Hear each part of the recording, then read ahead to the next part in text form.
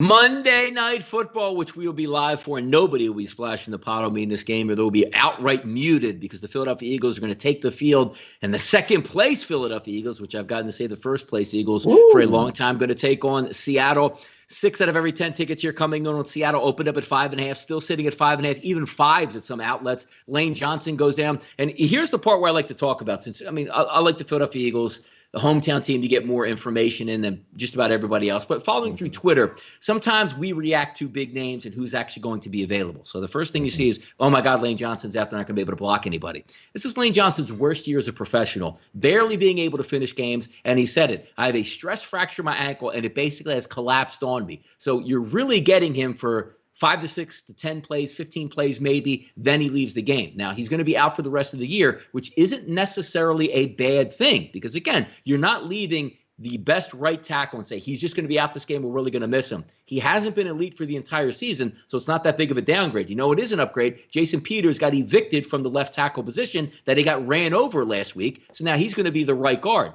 That's seemingly being an upgrade. But here's what I like best about this football game. Seattle's going to score. They always score. The Eagles' defense has a very good pass rush, which sometimes against Seattle is not a great thing because that means before pass rushers come up, the Eagles stink at linebacker, Russ steps up in the pocket, runs for 20 yards, or just maneuvers around. DK Metcalf's open, Lockett's open.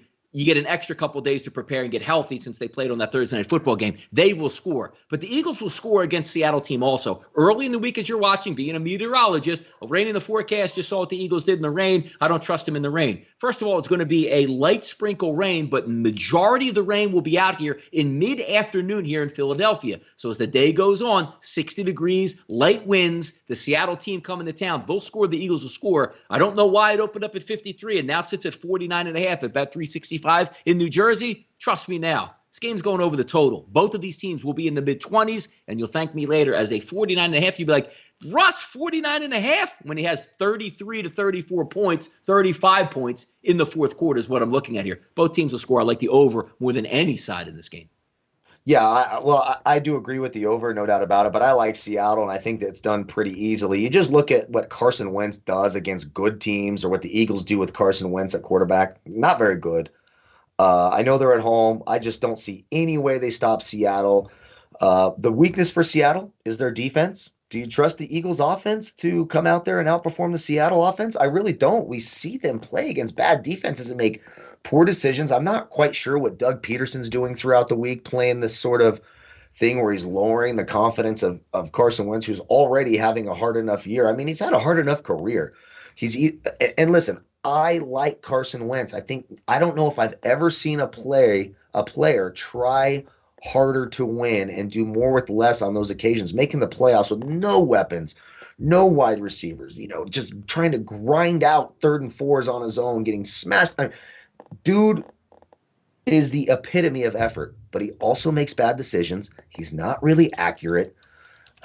I like Seattle. I do like the over, but I have Seattle as one of my parlay staples this week. I just think they win this game. I'm not usually big on taking Russell Wilson by more than 3 or 4 points. Obviously, it's always a close game, but I'm going to take him this week. I just don't trust the Eagles. I think that division is a dumpster fire. I think that team's a dumpster fire. Doug Peterson seems to be losing a little bit of control there. I like the Seattle Seahawks.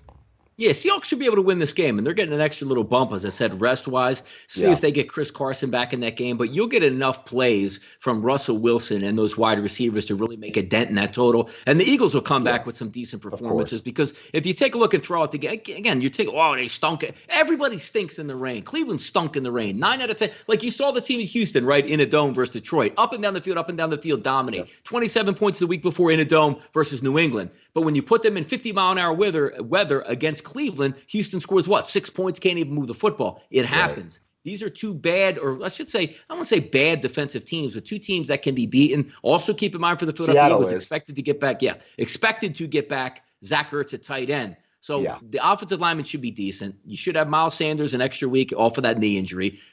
Average wide receivers, but now you're going to finally have that, 2 tight end combination. Carson Wentz under the gun. He's going to press it this weekend, which is very good because one thing we know about that is he'll throw touchdowns, but he'll fumble the football and throw interceptions as well. I love the 49.5 in that game.